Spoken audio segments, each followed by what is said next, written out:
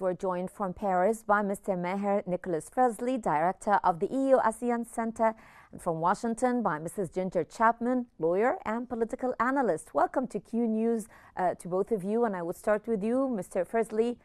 Chinese Foreign Minister Wang Yi's visit to India produced agreements on trade and border talks. To what extent did Trump's escalating tariffs on India make such a thaw with Beijing necessary? I'm delighted to join you today. Always a pleasure. The India situation is very bizarre. Why is it bizarre? Because, Trump is a neo-realist, and more importantly, perhaps, the entourage, so the senior advisors, senior cabinet members in the White House today are of that school of thought. They are geo-economists, neo-realists. You can call them Nixonians or Nixon Republicans or Eisenhower Republicans. What I'm coming at, they're very different from the political animals we got used to in Europe and the Middle East in the past 35 years. Because in the past 35 years, the intellectual and policy elite in Washington, D.C., be they Republican in the mold of George W. Bush or Dick Cheney or John McCain, or be they, Democrats, it didn't matter. Their foreign policy, especially vis-a-vis Europe, the Middle East, and Asia, was very similar. To make a long story short, you can call them neocons, right? Neoconservatives or liberal hawks. They were all the same, vis-a-vis India, vis-a-vis China, vis-a-vis Israel. They held very similar opinion. So there was stability in the eyes, at least of the Asians and the Europeans. You could understand what they were doing. And when Trump entered the White House in his second term, so in February of 2025, it was a very different kind of Trump, because unlike his first presidency 8 years ago, the big difference today is Trump got rid of the Bush-Cheney, country club Republicans, neoconservatives inside his own party. He got rid of people like Mike Pence, Mike Pence and John Bolton. He completely got rid of them. He purged the FBI and the CIA and the State Department and the Pentagon of all the neocon Republicans and liberal hawkish Democrats. So it's a new kind of Trump. Now he can be Trump. He can be a neo-realist. Okay. So if you're a neo-realist, you look at Asia, you look at the world, and you say, okay, now what is the new great game? The Middle East is irrelevant. Europe is irrelevant. There's a new great game. And these people are very focused. They're aggressively focusing on one issue, which is the techno-industrial military race with China. So they believe there are only two superpowers left, and it's China and America, and Russia being a pivot nation. So that's why Trump wants to have good relations with Russia, because just like India, just like Malaysia, Russia is an important pivot nation, but it's not a superpower. There are only two superpowers left. So this is the logic of Trump. Okay. In that logic, you're supposed to be nice to pivot nations. So you're supposed to treat the likes of India, Malaysia, and Russia nicely, because you don't want to push them in the arms of China. But this is not what happened. This is not what happened, which brings me to Ms. Chapman. Now, what happened is that Trump imposed steep tariffs on India while extending a tariff truce to China. How much did this perceived, I would say, double standard push New Delhi towards Beijing? Yes. Well, first, Hala, thank you for having us today. Always Greetings to your viewers and to your other guests. And this on its face does seem curious. Why is Trump punishing India when presumably our adversary is China? And Trump is kind of playing a game here. He is really relying on India, on Prime Minister Modi to exercise restraint, and for India to recognize the past 25-year relationship, the building of trade and relations between America and India. So in a sense, Trump perhaps feels like he can get away with these punitive tariffs on India, and India is just going to wait and see what happens.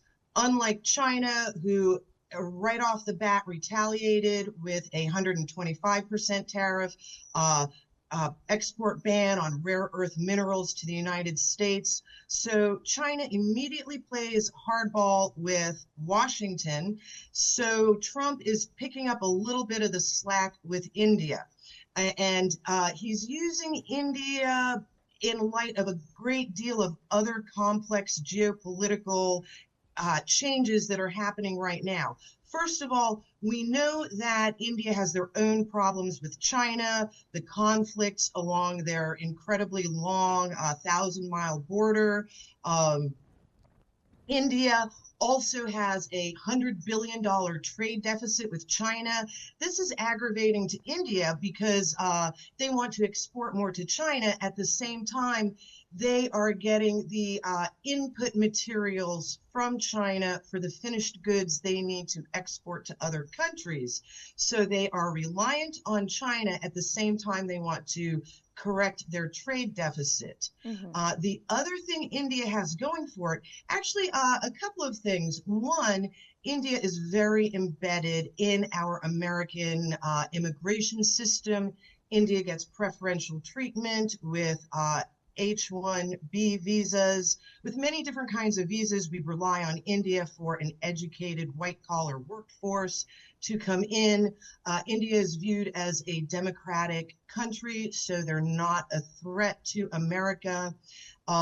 Also, India, interestingly, during the Biden administration, Biden actually requested India to buy Russian oil to absorb the Russian oil and keep global oil prices down. So Biden asked India to buy Russian oil, did not count on India turning around and reselling that oil at a great profit, which of course makes sense.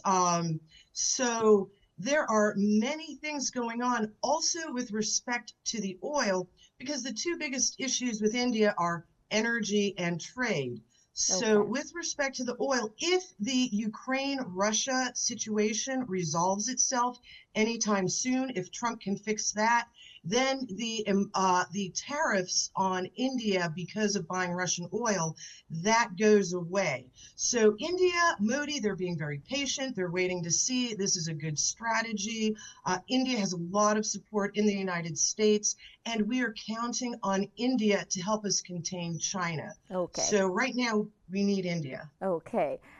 Mr. Firzli, now Modi describes stable and constructive ties with China as essential for peace. Is this a signal that New Delhi is being forced to hedge against Trump's unpredictable trade war?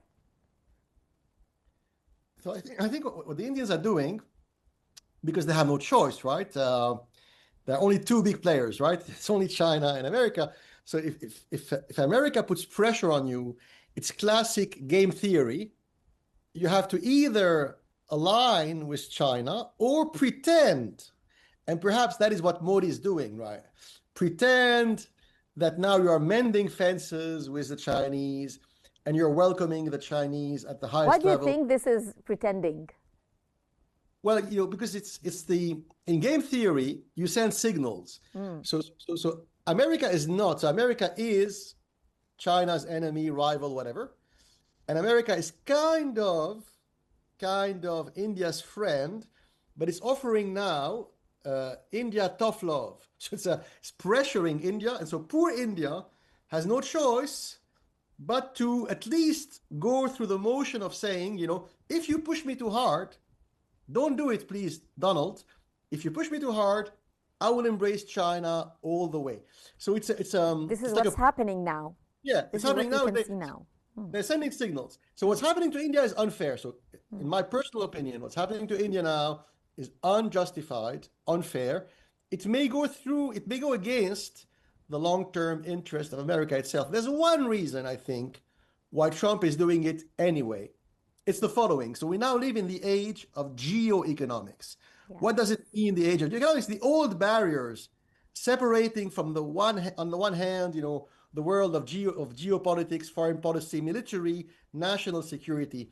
And on the other hand, the world of trade, finance, the stock exchange, investment. That wall is collapsing because of Trump, but also because of the Chinese Politburo, right? Chairman Xi Jinping. So the Chinese and the Americans now, in the past 6-7 months, they both became players in that new game based on geoeconomics. So what Trump does, he looks at big blue chip companies, and by the way, Microsoft, for example, is led by an Indian or a dual Indian-American citizen, right? And many of these big Silicon Valley companies are alumni of the Ivy League universities of Mumbai, Delhi, etc. So these companies, including Apple, what do? They have transferred during the Biden era, they have transferred many of their factories of iPhones, for example, away from China, and they have built giant factories in India, which makes sense. And now Trump is saying, wait a minute, why don't you build giant factories in Oklahoma, in Pennsylvania, the voters in the Rust Belt, in the American Rust Belt and Corn Belt, in Illinois, Michigan, Pennsylvania. On U.S. soil, yes. They voted for me. The lower middle class American voters voted for me because I promised I would bring back factories to America. So the key word here is repatriation of long-term capital invested in Asia, and another French word, colbertism. Colbertism meaning building factories at home, not abroad. So I think that is the angle which Trump is playing here with India. Mrs. Chapman, now Mr. Firzli gave us a very interesting term, the geoeconomics. In the era of geoeconomics, not only China but India is also leveling up its cooperation with Russia since Trump announced tariffs on India for purchasing Russian oil. Russian Foreign Minister Sergei Lavrov met his Indian counterpart in Moscow today and said that they will have more joint energy projects. How do you read this? Yes. Well, these joint energy projects with Russia and India are just the beginning of many more international agreements and projects between India and other countries, especially as Russia, to the dismay of America, is becoming a larger player internationally with respect to global energy. I do want to comment, your other guest makes some excellent points. I do think that India is not pretending to align with China. India has been very consistent for decades that they want to be neutral. They want to trade with all parties. They do not want to take sides against any country with other countries. So India, Prime Minister Modi has been very consistently, they want a policy of neutrality and equal trade with all countries. And this has actually worked to their advantage. As you said, Sergei Lavrov is indicating that India and Russia are going to work more closely on other energy projects, just as Russia is also working with Iran and many other countries on energy. So Russia is becoming a big energy player globally. India is also attending the Shanghai Cooperation Organization this year. India met with President Xi in Russia last year. So India is really becoming a much more active player on the global stage, not just with trade, but with energy exports.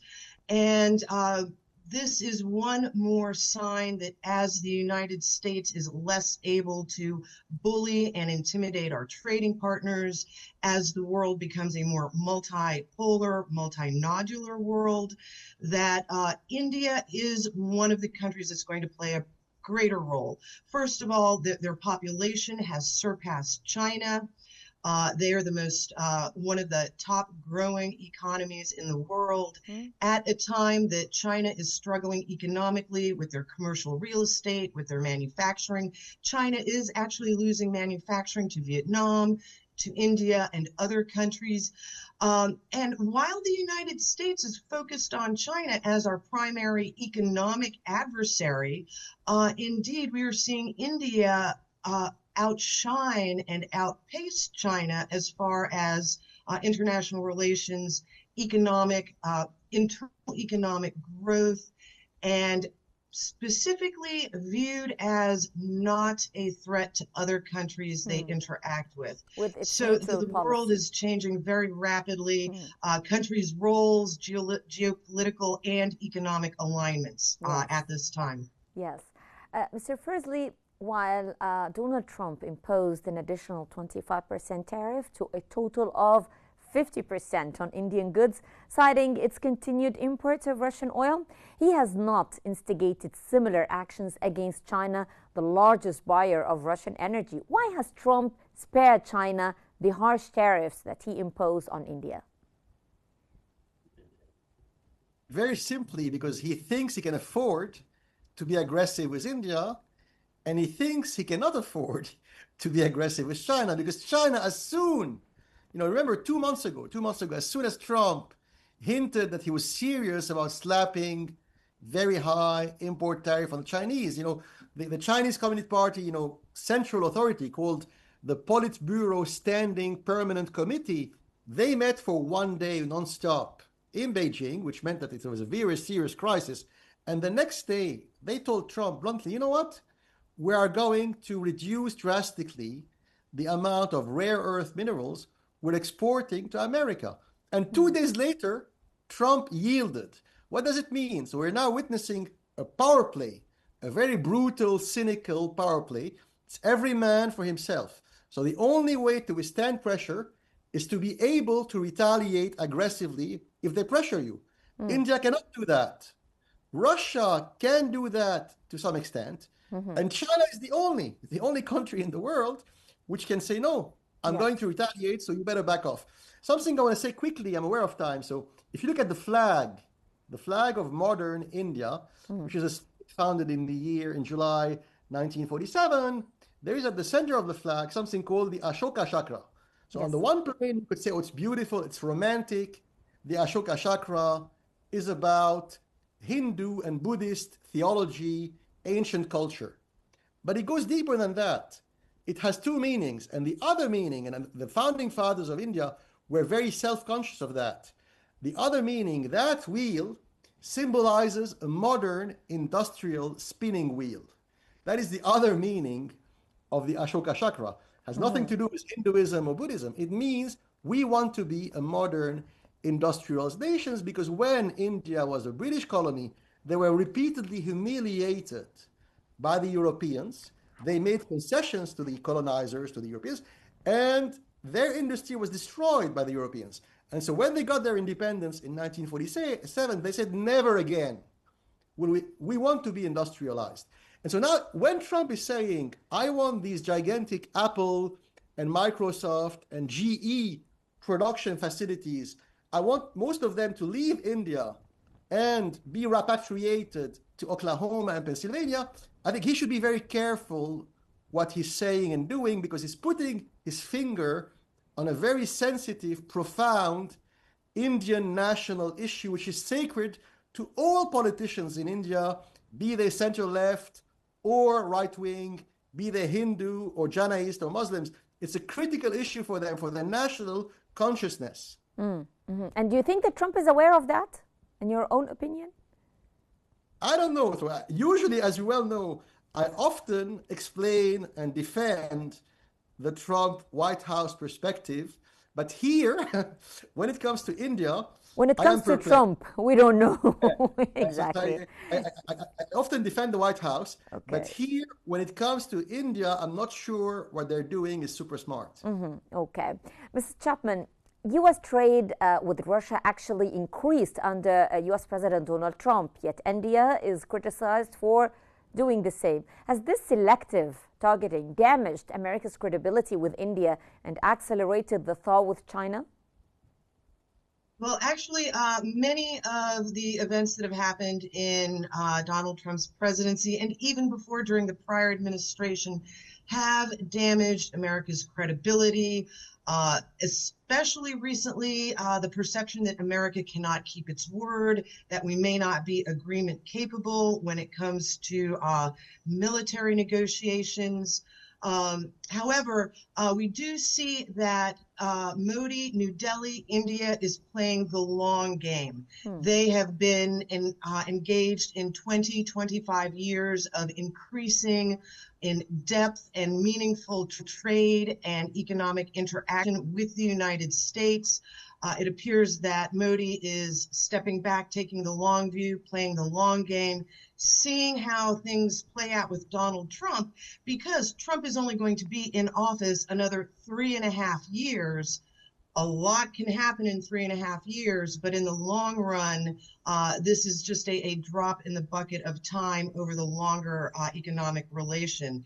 Also, we do see that as India is a rising power, they are becoming more involved in the Middle East. They're presenting themselves to America as a stable, reliable partner to achieve American goals in the Middle East. That remains to be seen because we do not know what our own goals are there at this time. However, India is becoming a bigger player in BRICS.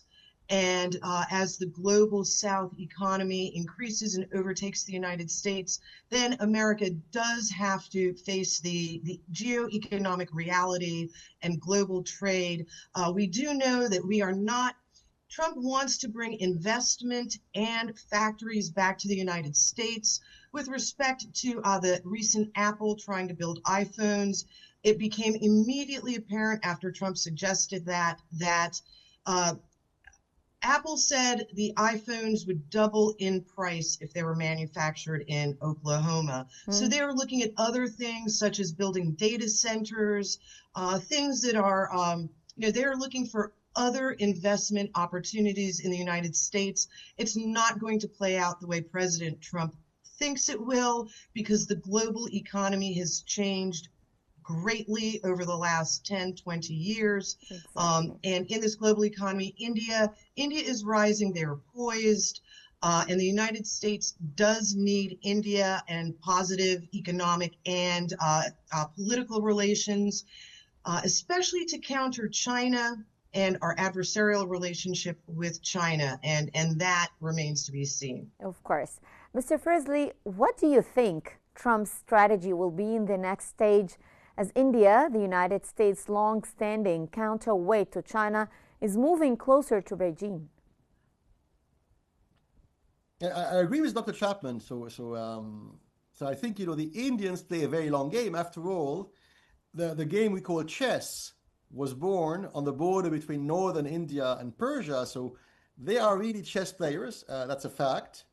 They think they will outlast President Trump. And to be honest, I think, I'm slightly less severe than Dr. Chapman. So I think the foreign policy, the military strategy, and the economic and industrial policy of the Trump White House, in my personal opinion, is much better than Joe Biden's or Hillary Clinton or George Bush. So he's doing things which I think are smarter than George Bush and Clinton and Biden, because I think the neoliberal globalization was dying anyway.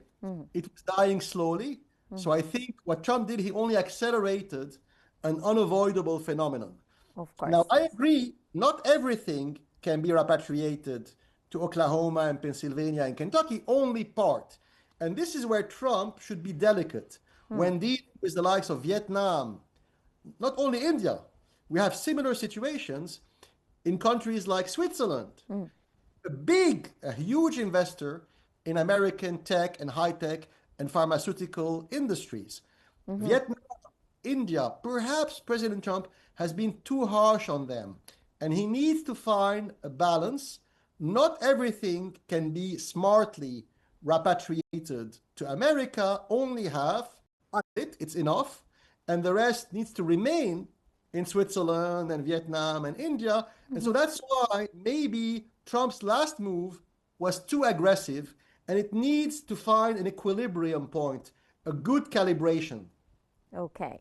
Mrs. Chapman, if Trump's policies continue, is it fair to say that he may be remembered as the U.S. president who drove India and China closer together after decades of rivalry?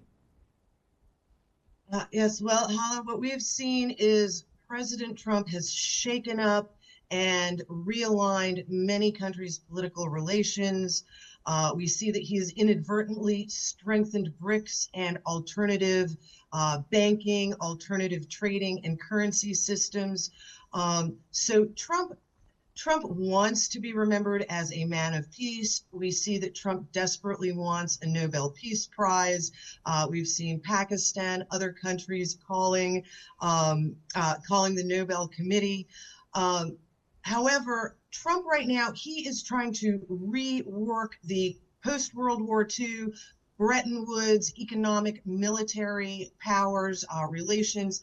He's trying to disrupt the old trading bloc. Yes, but Mrs. Chapman, when it comes to India and China, is it really about peace here? Well, inadvertently, India and China have deep-seated, long-rooted problems, and I do not think that America and Trump's actions itself will be enough to overcome those problems and drive India and China closer together.